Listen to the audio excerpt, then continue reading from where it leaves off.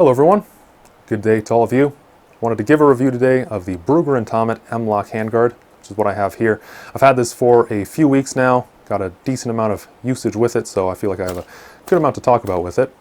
This is actually more than just a simple M-Lok handguard, and actually, so originally for me, when I got this, I wasn't even thinking of doing a review on it because I thought it's just basically going to be a Brügger Thomet version of the Geissele SMR, which I am going to be bringing up quite a bit in this review because there are a lot of similar points to it. But the reason I am doing this review is because there are some noteworthy differences, some interesting, some, I would say some shortcomings of this handguard that do set it apart from the Geissele that I think you should keep in mind if you're looking at buying one of these. So I'm going to get started just kind of talking about the stuff here in the rear and mostly just kind of working my way forward, trying to have somewhat of a logical order to this. This is actually a 416A5 spec handguard, which is really cool. If you're not familiar with what that means, you can still use this on an A1, A3, 416 upper, which is what the MR556 is. In my case, I have this here on a Maxim Defense upper, which mimics, or at least I should say the rail part mimics the A1, A3. And you can see there just how it fits. So the difference is the A5 will index on that kind of lower section compared to your A1, A3 handguards, which just have this big tab right here. So if you use this on an A5 upper receiver, you'll get a full uninterrupted top Picatinny rail, which is pretty cool in and of itself. Now, although I don't have a A5 upper receiver on hand, just know that both are vice versa. They're all compatible. It's just if you have an A5 upper, this is one of the few handguards where you will retain that feature other than the factory 416A5 handguards from HK. Moving down to the Crossbolt here, this is quite different. This is actually recessed in, so it's nice if you need to put your hand back here. You don't get bumped up compared to, for example, the Geissele again has this that sticks out. It doesn't stick out this much, obviously, just because I don't have it tightened down all the way. It sticks out a bit. And the HK factory handguards have a similar bolt. The older ones have the exact same style, and then the newer ones have a crossbolt that you can kind of put a socket onto, which I do like as well. But this uses just a regular Allen key, hex key to install. They do ship it with a hex key. I'm just using a bit here. If you are curious what size this is, it's a metric 3mm size. You can see right there. And the way that this attaches and detaches is there's actually a, I want to say almost like kind of how M-Lok works, there's actually a nut here on the other side, which I'm going to go ahead and show you now as I take this off.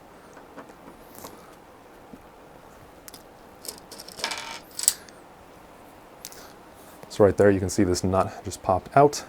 And this is interesting where one side is flat and that's the part that'll sit inwards, and I'll show the other side here in just a sec, whereas the other side is slanted. So on the other side it's just a perfect flush fit against the handguard itself with the nut and bolt.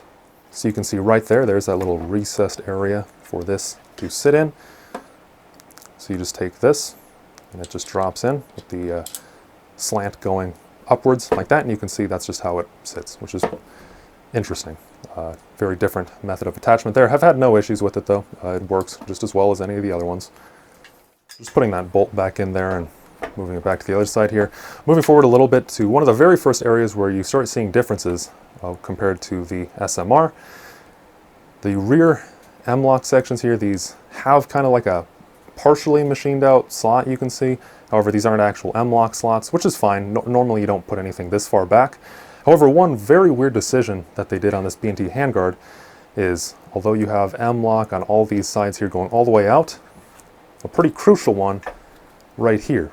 Your very end M-Lok slot on the very bottom is absent.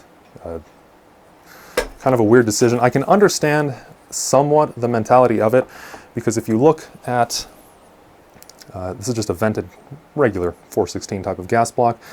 Right here where this sits, with this little lug right here, you wouldn't actually be able to use most of this slot, but there are so many different gas blocks out there. I would have preferred if they had actually kept that open for use. For example, I could use it on this Maxim Defense upper. I know the Geissele has that slot open, or if you have one of the Pfaffenberg gas blocks, those all give you a little bit more room there on the bottom to where you would be able to mount something there. So It is unfortunate because I do usually like to put a Picatinny slot right here to run like a bipod, which I don't use a whole lot on this rifle. Doesn't really benefit from it being a 10 3-inch barrel, but still, sometimes when I'm doing accuracy tests, it is beneficial to have that. And speaking of the barrel length and all of that, the main reason why I actually did pick up this handguard for myself was simply because the length. This is a Maximum Defense upper, as I said in it. I bought this as a fully assembled upper, and it came with one of their Maximum Defense handguards, which partially covers the muzzle device, and it obstructed the suppressor. So I wanted to use this with a suppressor, hence why I got the handguard. That was really my only reason to do so, just so I have clearance. And you can see, so this is actually a 10-3 barrel, which is ever so slightly shorter than even the shortest 416 barrels, and even then, you can see I've got plenty of clearance. It's just nice and right up against that handguard, but no issues. It's not so close to where it would cause any problems or any concerns. And if you use this with your A5 uppers, where you have an 11-inch barrel coming out here, of course, you'll have clearance for all your gas knob, and everything will clear perfectly fine there. 10-4 barrel, it'll also work perfectly fine. The actual length of this handguard right here, it is actually 9.5 inches, so it'll clear absolutely everything quite nicely. Coming up here to the top rail, I did also want to mention just a little minor interesting feature of this. They do number every single Picatinny slot, which most of the handguards I see for the HK, usually they just number every other one. Furthermore, one actually really cool thing I think about this whole handguard in general, but you really do notice it on the Picatinny rail, is they did a phenomenal job machining this. There is so much, like every corner here is rounded. Most likely you've heard about how Picatinny rails are super sharp, and you need to wear gloves or put on rail covers for them, or at least that was going around a lot some years ago, but you really don't need to do anything like that. I mean, you might still want to run rail covers just to protect the rail, but you don't need it. Everything here is just nicely rounded. It's phenomenal how well they did with that.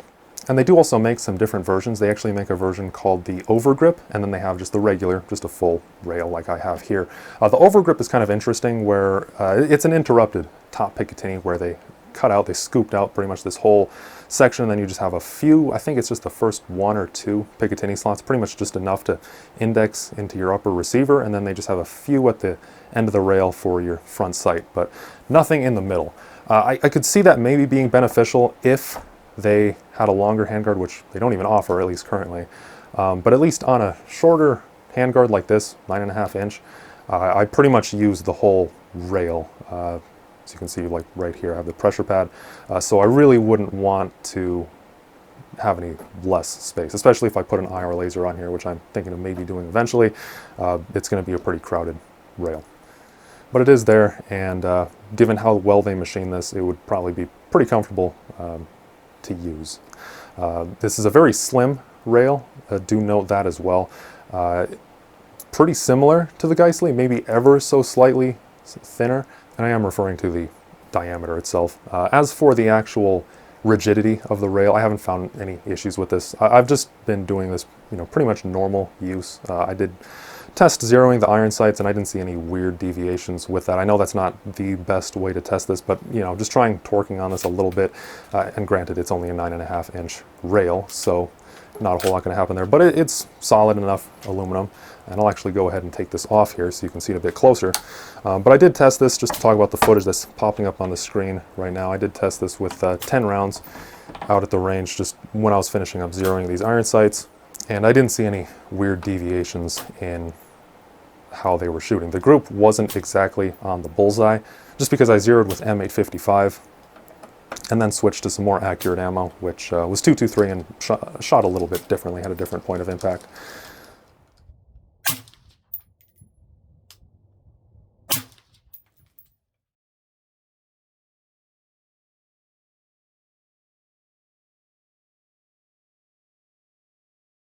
So here we go, got this taken off here, let's take a look. So you can see right there, the aluminum is really not a problem. I haven't seen any shift.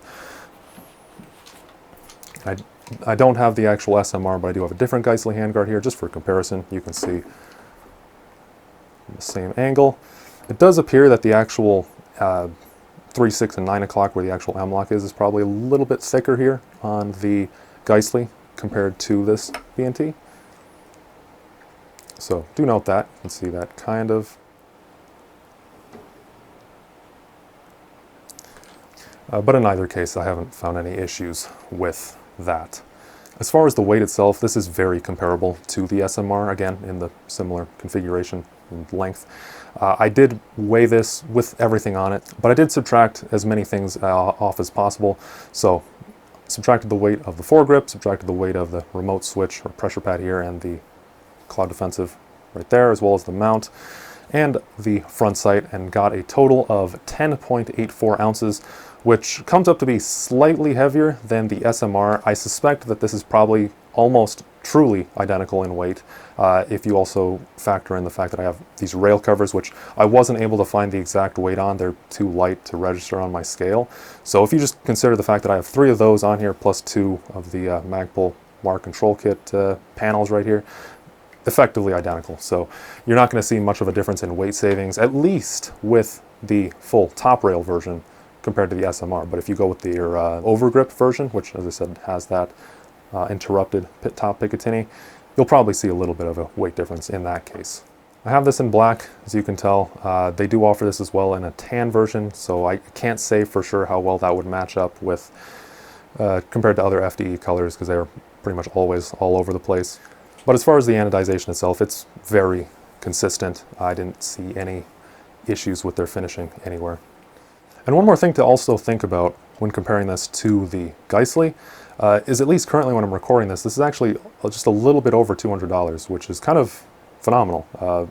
Significantly less expensive than the Geissele, and I would say for the most part it does come up to be pretty comparable to it. And I nearly did forget to mention, but if you are wondering where to pick these up for yourselves, so at least for me here in the United States, I bought this through House Manufacturing. They just recently started stocking them there. I know HK Parts has them as well for slightly more, still a pretty comparable price. And I believe you can also pick these up directly through B&T USA. So there's a good amount of choices, and you can probably find them floating around in a few other places as well. Overall, I would recommend this. I think it's great that this is A5 compatible, so especially if you are running an A5 upper, I think this is an excellent choice over the Geissele SMR. If you're running any of the other types of 416 or MR556 variants, then I think you'd be fine either way. I think the biggest thing to consider, the biggest downside of this, is the fact that they don't have the M-Lok slot here, which is, as I said, it's one that I use a lot, so I'm really disappointed that they don't have that one. So if you can overcome kind of the slightly weird limitation with that, I think this is an excellent choice, and I don't think you'll really go wrong if you do get one of these for yourself. So I believe that that covers pretty much everything that I can think of with this handguard, but if you have any other questions on it, let me know in the comments below, or also if you feel like there's anything I missed that, you know, for example, if you have your own that you wanted to add, then by all means, I'd love to hear that as well. Always love to kind of know every little detail about these things. I do think that's pretty interesting to consider every facet of these. Thank you all for watching. Let me know if you have any other questions. Take care, and I'll see you all in the next one.